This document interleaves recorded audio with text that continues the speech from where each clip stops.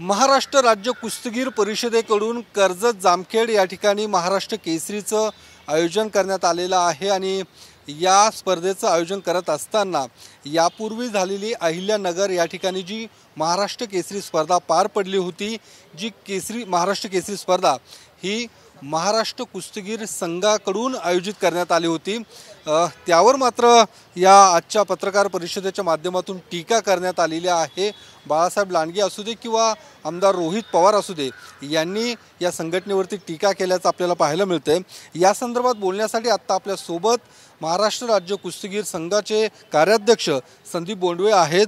ज्या पद्धतीने आज तुम्ही पत्रकार परिषद ऐकली असेल, तुमच्या संघटनेवरती थेट आरोप करण्यात आलेला आहे। तुम्ही जी स्पर्धा घेतली ती सुद्धा बेकायदेशीर आहे, संघटनाच बेकायदेशीर असल्याची टीका तुमच्यावरती करण्यात आली। मला अत्यंत हसू येतंय की एवढे बालिश वक्तव्य कोणी केलं। संघटना बेकायदेशीर आहे की ज्याला वाटतं संघटना बेकायदेशीर आहे त्याने धर्मादाय आयुक्त कार्यालयामध्ये जावं, सगळे डॉक्युमेंट्स काढावे, रजिस्ट्रेशन डॉक्युमेंट्स काढावे, रजिस्ट्रेशन सर्टिफिकेट चेक करावे आणि मग त्यांनी वक्तव्य करावं ही संघटना बेकायदेशीर आहे। तर मला वाटतं हा एकदम आरोप खूप बालिश आरोप आहे। पण मग हा आरोप रोहित पवारांनी हे सुद्धा म्हटलंय की जर 2 वर्षांपूर्वी तुम्ही बाहेर पडलेत, मग 66वी महाराष्ट्र केसरी स्पर्धा तुम्ही घेतात कशी काय? नाही, मी आता रोहितदादांनाच विचारतो, मी रोहितदादांच्या राजकीय भाषेमध्ये विचारतो। 1999ला काँग्रेसमधून राष्ट्रवादी बाहेर पडली आणि त्याच्यानंतर जे मंत्रिमंडळ स्थापन झालं, तर राष्ट्रवादीचा आतापर्यंत मुख्यमंत्री झाला नाही आहे, परंतु झाला असता तर तो मुख्यमंत्री कितवा असता? म्हणजे 22वा असता, 23वा असता की नाही का पहिला असता? राहुल दादांनी हे उत्तर द्यावं की आपण 1999ला बाहेर पडलेले आहात आणि आपला मुख्यमंत्री कितवा झाला असता। मला असं वाटतं हे उत्तर राहुल दादाला खूप आहे। पण मग ज्या पद्धतीने अहिल्यानगरमध्ये महाराष्ट्र केसरी स्पर्धेचं आयोजन करण्यात आलं होतं त्यामध्ये राजकारण केलं गेलं असा सुद्धा आरोप रोहित पवारांनी केलेला आहे आणि ज्या स्पर्धेचं आयोजन केलं त्यांचाच पैलवान विजेता करण्याचा अट्टहास त्या ठिकाणी केला गेला आहे। नाही, संग्रामदादा भैयांनी ही स्पर्धा आयोजित केली होती आणि संग्रामदादा भैयांचा तिथं पैलवान महाराष्ट्र केसरी झालेलं नाही, हे माझं पहिलं उत्तर असेल। आणि आत्तापर्यंत अनेक महाराष्ट्र केसरीमध्ये प्रत्येक वादाच्या कुस्तीमध्ये असे आरोप प्रत्यारोप झालेले आहेत। तुम्ही पाहिले चंद्रहार पाटलांनी 2009च्या कुस्तीचं पण सांगितलं आणि ऑलरेडी मी त्यावेळेस कुस्ती पाहिली व्हिडिओ रिप्लेमध्ये, त्यामध्ये स्पष्ट दिसते की चंद्रहार पाटलांचे पाय हे रेड झोनमध्ये आहेत आणि त्यांनी रेड झोनहून झोन मारलेला आहे। ॲक्च्युली ते चंद्रहार पाटलांचे पॉईंट होते पण ते विरोधी पैलवानाला दिले गेले। म्हणजे कुस्ती ही 19-20 असते, म्हणजे पंचांना काही काळाच्या आत तो निकाल दिला जातो। त्यामुळं रोहित पवार जर असे म्हणत असतील की राजकारण होतं, तर रोहितदादा राजकारण, त्याला फक्त राजकारण दिसेल, त्यांना रोहितदादांना राजकारण दिसेल, त्यातला खेळ दिसणार नाही कधी।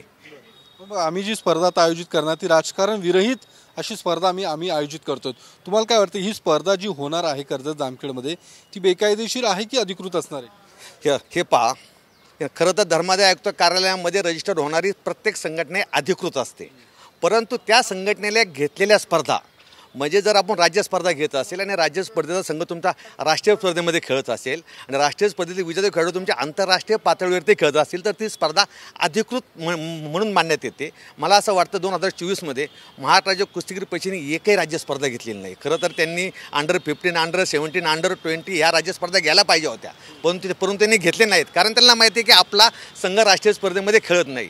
जर त्यांचा संघ राष्ट्रीय स्पर्धेमध्ये खेळत नसेल तर त्या स्पर्धा अनधिकृत आहे असं मी जाहीर करतो। ही सुद्धा स्पर्धा अनधिकृत असेल? नाही, रोहितदादांनी सांगावं की आमचे खेळाडू राष्ट्रीय स्पर्धेमध्ये खेळतीलच। ज्यावेळेस रोहितदादा सांगतील त्यावेळेस मी सांगेल ती स्पर्धा अधिकृत आहे आणि मी स्वतः सांगेल, पण रोहितदादांनी ठामपणे सांगावं आमचे खेळाडू, जिंकलेले खेळाडू हे राष्ट्रीय स्पर्धेमध्ये खेळतील। पण मग तुमचं काय म्हणणं, ही स्पर्धा जी आता होणार आहे ती अनधिकृत असणार आहे? रोहितदादा म्हटले आमचे खेळाडू राष्ट्रीय स्पर्धेमध्ये खेळतील तर ते अधिकृत, आणि रोहितदादा म्हणले आमचे खेळाडू नाही खेळणार ते अनधिकृत। अनधिकृत आहे।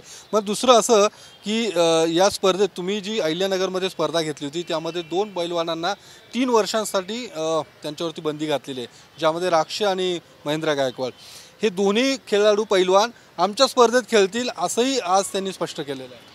महाराष्ट्र राज्य कुस्तीगीर संघ आणि महाराष्ट्र राज्य कुस्तीगीर परिषद ह्या 2 वेगवेगळ्या संघटना आहेत। महाराष्ट्र राज्य कुस्तीगीर संघ जागतिक कुस्ती संघटनेच्या नियमाने चालतो, राष्ट्रीय कुस्ती संघाच्या नियमाने चालतो, कारण कारण ह्या दोन्ही संघटनेची त्याला मान्यता आहे।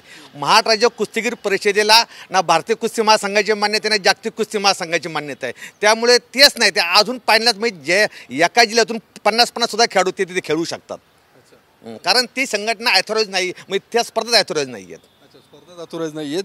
दुसरं हे पण त्यांनी आरोप केला की जी अहिल्यानगरमध्ये स्पर्धा पार पडली, ज्यामध्ये जे काही स्पॉन्सर आणले गेले होते ते मारून मुटकून त्यांना त्या ठिकाणी आणलं गेलं होतं, जबरदस्तीने आणलं गेलं होतं, अशा पद्धतीचा आरोपसुद्धा त्या ठिकाणी रोहित पवारांकडून केला गेला.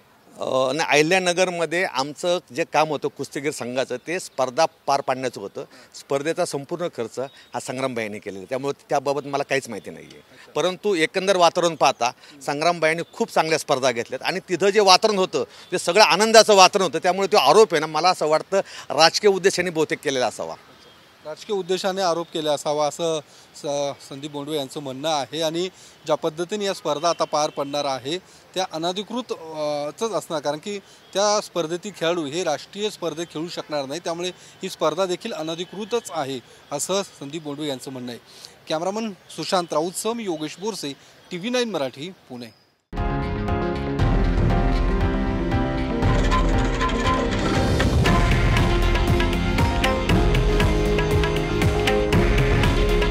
हे आहे देशातील नंबर 1 न्यूज नेटवर्क आणि आपण पाहत आहात TV9 मराठी. काळजी तुमची, हित महाराष्ट्राचं.